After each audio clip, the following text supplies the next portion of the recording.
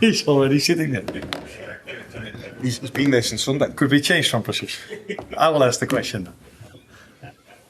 That would be And good. you can answer mine. Probably now.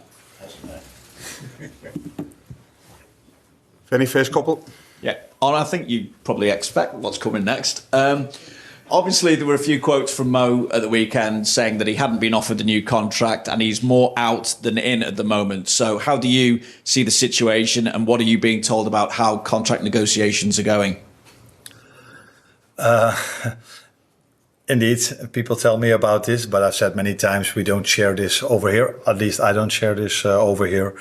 The only thing I can say is if I look at my lineups, Mo is more in than out. That quote I can give you. That said, though, when a player speaks out like that, Arne, does it cause an issue in terms of a distraction when it comes to big games like this? And is there a genuine fear from yourself that you could lose Mo in the summer now because his numbers are obviously still up there where you would want them to be? Yeah, definitely. We want his numbers to be where they are at the moment because those are the numbers Mo always have had and still has. So that's the positive thing. I don't think he's distracted at all. I haven't seen that after United game where he had some comments. I haven't seen it after a post you told me about. Afterwards, he just kept on scoring. I didn't see anything today. He's just fully focused on the game tomorrow. And I think these kind of things are inside here and probably in the media and all our fans talk about it, which is completely normal. But if you would have been at the Ajax today, I don't think any player talked about it, at least not when I was there. Maybe they always give each other a bit of stick, so maybe they did this now as well. But players also are focused on the short term, and that's Madrid and that's City. And that by the time most contract is extended, players don't look at it that way. We as a club, of course, do, but the players don't. So I don't think there's any distraction at all for him or for the players, and definitely not for me, because I worked yesterday on preparing the team in the best possible way, and there was not one time in my mind that I thought, I'm sitting here tomorrow talking about Mo. Thank you. Tracy. Arne, what does Liverpool Real Madrid conjure up in your mind? It's a big European clash. What's your feeling about this game? Yeah, it's a big game. I think Real Madrid, Manchester City dominated Europe and the league for a few years now, combined with Liverpool, because Liverpool was always up there as well, competing with these two clubs. So it's a special week for us, especially because we play 2 times at home. But if this week is done, again, the big week is coming up with Newcastle away and the Merseyside Derby. So if you are at Liverpool, you always play big games. But yeah, these two are special because these 3 clubs have dominated the league in Europe for so many years recently. So that's a special week to play. Arne, goedemiddag. Ik zou het in het Nederlands willen doen, maar dan worden ze heel boos op me, denk ik. Maar geef vooral antwoord als je wil in het Nederlands. I will ask the question in English.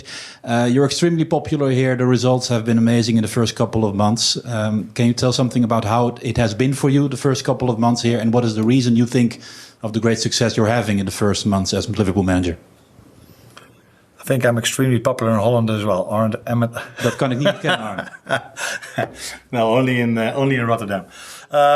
No, results have been really good, and results are always done by the players. And if they have very good result, that always is good for the manager and for the press officer and for everyone who works at the club. So, but we also know how much effort we have to put in to win these games, and that's why we always have to give credit to the players that put these efforts in to get these results. And as a result of that, players are popular, like you just heard, because Mo is quite popular over here. And maybe the manager that is part of that results as well. Ga je nog Feyenoord kijken trouwens vanavond? Yes, because they play City and we play City on Sunday. So I definitely going to look City against Feyenoord. You're coming up against one of the great managers of this era in Carlo Ancelotti. Your thoughts on facing him, and what would it mean to you, especially given how well you've started here, were you to beat one of the best tomorrow? That you have to ask me after the game if we were able to win from them. But that is a very difficult thing, not only for Liverpool, but for every club that has played them in Europe, because they can win in so many different styles, in so many different ways. That's the better way to put it. That's why they won this competition so many times, because they can win to be really dominant and outplay the opponent. But if it's a difficult game, they always find a way to win the game or to go to the next round. And that's what makes them special. Also, of course, because they are always having great individual players, great quality. But that's the nicest thing of tomorrow. That's why it's so busy over here, because Liverpool has some great players at the moment and for recent years as well. So that's why we're all looking forward to the game tomorrow. Are you able to give this game full 100% focus, given there is another huge one against Manchester City to come? Will that be on your mind at all in the next 24 hours?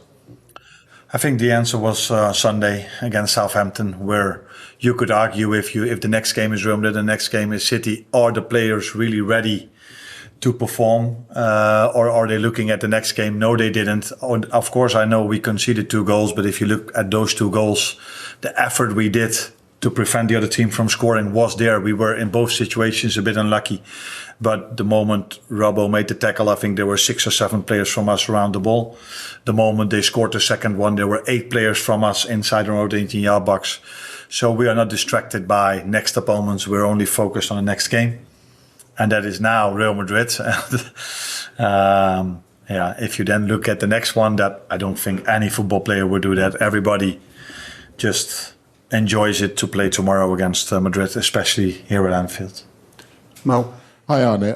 This is the 4th consecutive Champions League campaign that Liverpool faced Real Madrid, and the 5th out of the last 7 times. And as Andy Robertson referenced when he was sitting up there a minute ago, Liverpool haven't won any of them in that time. When you're trying to plan for this game, do you go back to some of those games and maybe pick out some of the positive moments? For example, Konaté's performance in the 2022 final, or maybe even going 2-0 up in the last time they came to Anfield? Or do you just draw a line under it all, try to get rid of all the potential emotional, psychological baggage, and just say it's a brand new game, start from scratch?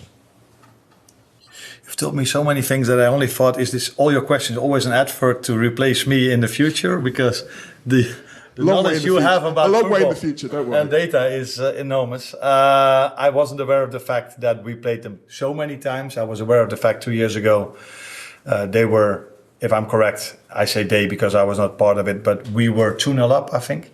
And I think I even used that game to my team at Feyenoord at that moment, saying Madrid always finds a way of winning that game, because the moment when it was 2-0 up, there was no one that would have expected that game would end up being 5-2 for Madrid. But that is what makes them so special, that they can turn games around like that, but they can also take the ball tomorrow and just dominate you from the start. And yeah, probably one of the reasons is that they have a great manager for years already, and they have great individuals as well, and that makes them one of the best, maybe the best club in the last 5 to 10 years in Europe. Lewis. Hi, Arne. Just check on team news. Saw Trent in training today. Is he ready to start? And then a few of the others, Federico, likes those sort of people. Yeah, it's funny that you talk about our injuries, because most people only ask about the injuries Real Madrid have. But we also have a few recently. Trent is in the squad, but he will not be available to start. He can maybe make a few minutes. In an ideal world, he maybe doesn't. But if it's really necessary, he can make a few minutes tomorrow, but he's not going to start. And then Federico is not in the squad yet. He's training with us then in not the whole session, but mostly 1 or 2 parts of the session. Javier Elliott is in the team, but hasn't played for a long time competitive football. So he's there, but of course not ready to start. Alisson is not there yet. Jota is not there yet.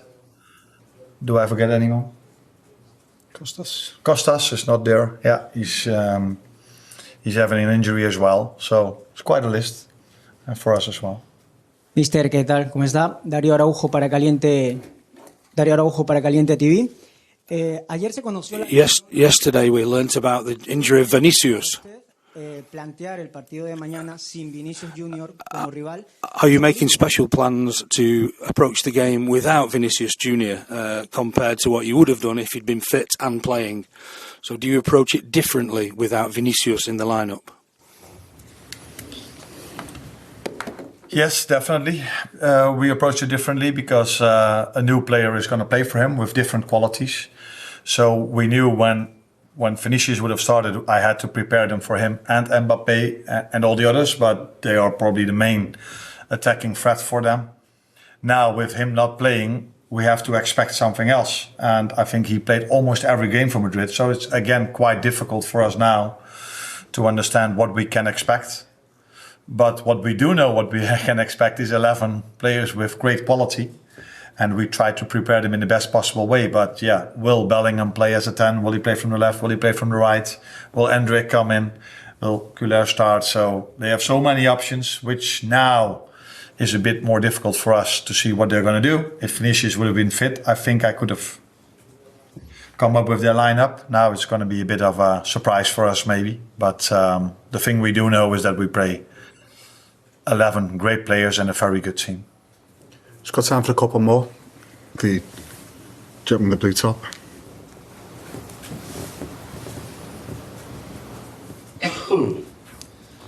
Hola Arne, ¿qué tal? Sergio Horas de El Desmarque. Hi. Volviendo a las lesiones. Going back on the subject of injuries. No Vinicius. Trent might not, well, he's not starting. Mbappe is going to be there. What do you think of his start to the season? Was you expecting more from him? Where do you like to see him play most? As a 9 or stuck out on the left-hand side? Those are a lot of questions about the team we face and my opinion about them. The only thing I can tell you is I'm not bothered about what is his best position. The only thing I'm bothered about is his quality. And we have to face that quality and we have to play him in the best possible way. But he's shown so many times that he's so difficult to defend. For his country, for Paris Saint-Germain, also for Real Madrid, he's one of the best players the football has at the moment. So, if Vinicius would have played, that would be the second one. One of the best players the football has at the moment. So now it's Mbappe who's still there. And I'm not the manager of Madrid, so it's not up to me what is his best position or not. I think every position he plays, in every position he plays, he's one of the best players in the world. So we have to be ready for him. Ja, Arne, voor je vrienden van Ziggo Sport, in het Nederlands, misschien straks in het Engels. You're in the shape of your life, speaking perfect English with everyone. You're winning. The fans are singing. It's beginning to look a slot like Christmas. What do you experience from this? Did you know that? No, I didn't. Didn't know? No. Oh, it's good to know. But how much do you experience that yourself, and how big are the nerves for tomorrow? Like I just said, I didn't know this and I don't follow how popular I am, if I am or not. The only thing I bother about is the next opponent, and that's Madrid, and how to prepare the team in the best possible way, like I've said many times. So that's my main focus. Now my family is coming over, so if I hurry up a bit, I have to do some groceries for them as well. And then go home. And that is where my main focus is, and not about the songs they sing for me, although it sounded quite nice. But it's nice to be in this position. It's nice to work at this club, and it's nice this week. It was nice last week, and it will be nice next week, as long as we keep on winning. Just one here, then the final one, Carl. Arne, I just wanted to ask you one more about Mo Salah. Jamie Carragher said that Salah was selfish for speaking out and that he should have been fully focused on Liverpool Football Club. Just wonder what you made of that comment. And I know you said that he's not distracted and it's not a distraction for Liverpool, but I just wonder if you have any concern as well as to whether it might develop into a distraction if Salah continues to express his disappointment publicly. I focus a bit more on what else he said. He said that he was one of the 5 best players Liverpool ever had. And I completely agree with him, which is not an easy thing because we had so many great players at this club. So I don't think it distracts Mo at all. maybe it brings even the best out of him if you look at his performances till now. So, like I said already a few times, my main focus is the next game. And if we had that game, another big game is coming up. And if we had that game, it just keeps on going. So I talked to Mo about what I expect from him. And like I do with all the other players. And he's in a good place at the moment. And I said before, I'm not distracted at all by his comments. And I don't feel his teammates do. So it's nice that we have a story in the media. So you guys have some work now as well. Last one, Carl.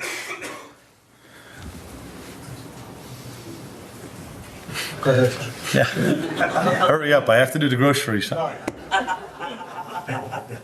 You spoke about the way Madrid always find a way to win. Do Madrid carry a different aura to other teams? Do they bring a psychological advantage into European games? I think they might do. I cannot talk for all the other teams they face, but I said to when I worked at my former club many times that we should take the example of Madrid, that they always find a way to win. They can win it in different ways. If it's difficult for them, they can still win a game, and that's what's probably one of the reasons, apart from them having so much quality, that they won this tournament a lot. I think I can only speak for myself, but maybe the players might feel the same. If we are fortunate enough to be a goal up or even more up, we still are aware of the fact, especially because what we've experienced 2 years ago, that the game will never be done till the referee blows his whistle. In general, it is like this, but I think we all feel it against Real Madrid a bit more than to some other clubs we face. Thank you, everyone. Is it the shopping? Sorry? Yeah. I have to change first, though. Yeah.